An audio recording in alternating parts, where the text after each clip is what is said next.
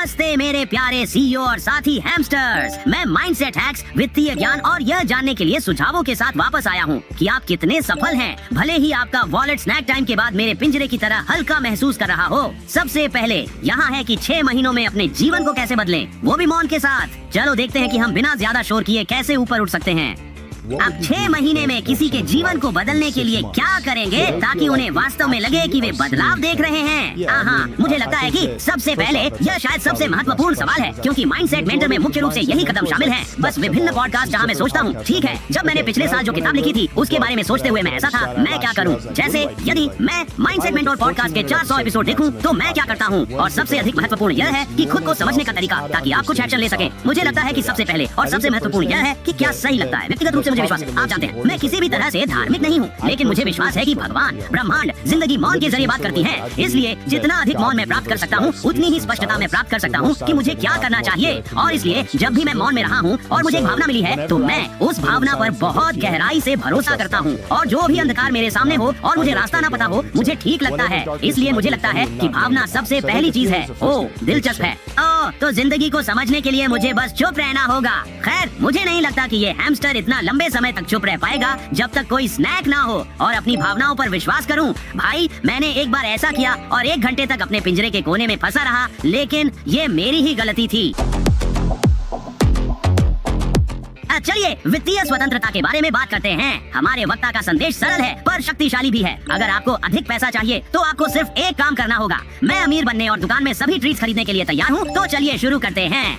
अगर कोई अभी देख या सुन रहा है और कह रहा है, आप जानते हैं, मैं वास्तव में अपने जीवन के लिए और अधिक वित्तीय स्वतंत्रता उत्पन्न करना चाहता हूँ, और अगर आप उन्हें वित्तीय स्वतंत्रता बनाने के लिए एक सलाह दे सकते हैं, तो आपके नजरिए में वो क्या होगी?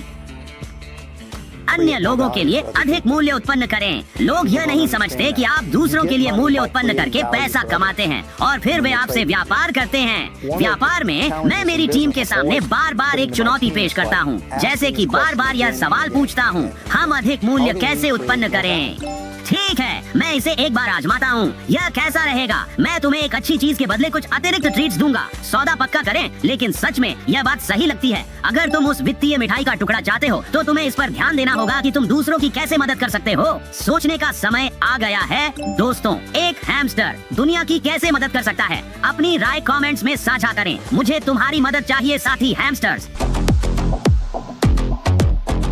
अब यह उन सभी के लिए है जो अपनी वित्तीय स्थिति को लेकर तनाव में हैं। 2 संकेत हैं जो दिखाते हैं कि आप कहीं बेहतर कर रहे हैं जितना आप सोचते हैं, भले ही आपके ड्राइवे में कोई यॉट खड़ी ना हो। एक स्पॉइलर है, यह इस बात पर निर्भर नहीं करता कि आपके पास क्या है। अपनी आर्थिक समझ दिखाइए। 2 संकेत हैं जो दिखाते हैं कि आप अच्छी वित्तीय स्थिति में हैं, भले ही आपको ऐसा न लगे। यह एक योग्य अकाउंटेंट और पूर्व इन्वेस्टमेंट बैंकर के नजरिए से है। नंबर 1, आप संपत्ति के खेल पर ध्यान दे रहे हैं। समाज अक्सर सफलता को स्टेटस गेम से मापता है। आपके घर का साइज, आपकी कार का ब्रांड, आपके कपड़ों का लेबल। लेकिन 40% लोगों के पास इतना पैसा नहीं होता कि वे काम न होने की स्थिति में 1 महीने तक अपनी सहायता कर सके, तो वे अपनी नौकरी खो देते हैं और 1 महीने बाद वे दिवालिया हो जाते हैं। यदि आप किसी और को देखते हैं और सोचते हैं कि आप वित्तीय रूप से उनसे पीछे हैं क्योंकि आपके पास वही चीजें नहीं हैं जो उनके पास है, तो याद रखें कि संपत्ति उन चीजों से मापी जाती है जो आप नहीं देखते, बजाय उन चीजों के जो आप देखते हैं। नंबर 2, गलत लोगों के साथ तुलना करना। स्टडीज बताते हैं कि यदि किसी के करीबी सहयोगी सालाना $50,000 कमाते हैं, तो वे अपनी खुद की वित्तीय स्थिति के बारे में बुरा महसूस करेंगे। यदि वे स्वयं $40,000 कमाते हैं, लेकिन वही व्यक्ति अपनी वित्तीय स्थिति के बारे में अच्छा महसूस करेगा यदि उसके दोस्तों ने $50,000 नहीं बल्कि $30,000 कमाए होते।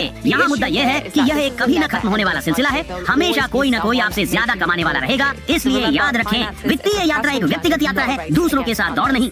तो सफलता बड़ी चमचमाती चीजों के बारे में नहीं है। और मैं तो सोच रहा था कि मुझे पड़ोस के गिलहरियों को प्रभावित करने के लिए एक बड़ा पिंजरा चाहिए।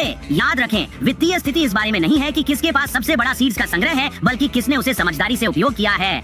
अधिक ज्ञान के लिए लाइक करना, सब्सक्राइब करना ना भूलें और अगले वीडियो में मिलते हैं। और याद रखें, हैमस्टर्स ताकतवर होते हैं। हम सब एक साथ हैं और एक दूसरे के लिए हैं। फिर मिलेंगे।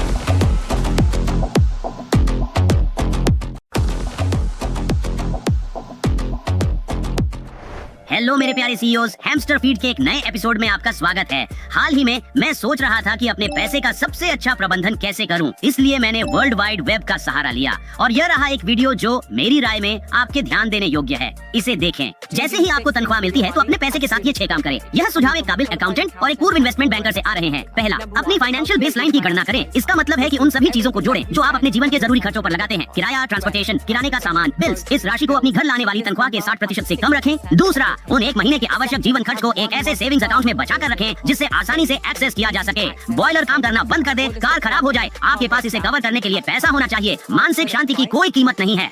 तीसरा, उच्च ब्याज वाले कर्जों को चुकाने पर ध्यान दें जो 7% से ऊपर है। चौथा, अपनी वर्कप्लेस पेंशन के लिए नियोक्ता द्वारा दी गई राशि का अधिकतम लाभ उठाएं। यह मुफ्त का पैसा है जिसे आप नहीं छोड़ सकते। आप इसे या तो इस साल उपयोग करते हैं या इसे खो देते हैं। पांचवा, अपनी इमरजेंसी फंड का निर्माण करें जो आपके 6 महीनों के जरूरी खर्चों को पूरा कर सके। छठा, टैक्स फ्री अकाउंट्स में निवेश शुरू करें जैसे कि एक ISA में। मैं निशा हूँ, इसे आजमाएं और अधिक जानकारी के लिए मुझे फॉलो करें। काफी ठोस सलाहें हैं और निश्चित रूप से बुनियादी बातें भी। मेरे लिए मुख्य बातें सीड्स को स्टॉक करना, थोड़ा चीज लेना और पिंजरे की सफाई का भुगतान करना है। इसके अलावा मैं आपकी सलाह को फॉलो करूंगा। धन्यवाद मैडम।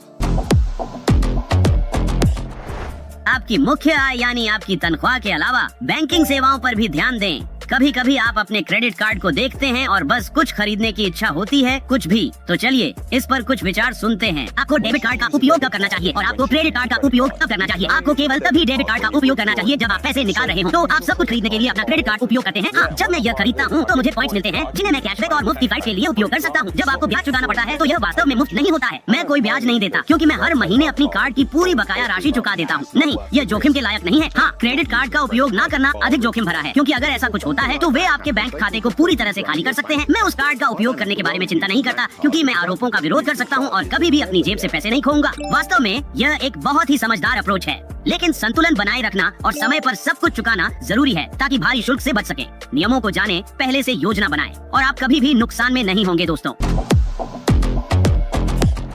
यह याद रखना महत्वपूर्ण है कि क्रेडिट कार्ड केवल हमारे लिए बैंकों और अन्य संस्थानों द्वारा किया गया एक उपकार नहीं है। यह एक पूरे उद्योग का हिस्सा है जो लोगों से पैसा बनाता है। विश्वास नहीं होता? यह रहा एक और सबूत। आप सोचेंगे कि अगर मैं सालाना $50,000 कमाता हूँ तो मेरी खरीदने की शक्ति केवल $50,000 की ही है, लेकिन नहीं, आपके पास इससे अधिक है। क्रेडिट के बदौलत हम एक क्रेडिट आधारित इकोनॉमी में रहते हैं। तो अगर मैं केवल $50,000 खर्च कर सकता हूँ तो इसका मतलब है कि मैं केवल $50,000 से इकोनॉमी को उत्तेजित कर सकता हूँ। और यहीं पर यह चतुर वित्तीय रणनीति काम में आई और कहा, अच्छा, हम किसी को जो सालाना $50,000 कमा रहा है उसे सालाना $80,000 से इकोनॉमी को उत्तेजित कराने के लिए कैसे प्रेरित करें। क्रेडिट कार्ड, क्रेडिट लाइनें, अन्य प्रकार के डेट जो अब थे। डेट क्या है? आप अगले वर्ष की आय ले रहे हैं, उसे आज खर्च कर रहे हैं और फिर आप इसे अगले वर्ष वापस चुका रहे हैं, साथ में ब्याज भी। तो अब आप लगातार काम कर रहे हैं बस सभी को अमीर बनाने के लिए। आप अपने बैंक को अमीर बनाने के लिए काम कर रहे हैं, आप गुच्ची को अमीर बनाने के लिए काम कर रहे हैं, आप सभी को अमीर बनाने के लिए काम कर रहे हैं सिवाय अपने। वाह, हम में से कई लोग यह जानते थे, लेकिन इसे इतने साफ साफ तरीके से सुनना वास्तव में आपको सोचने पर मजबूर कर देता है ना?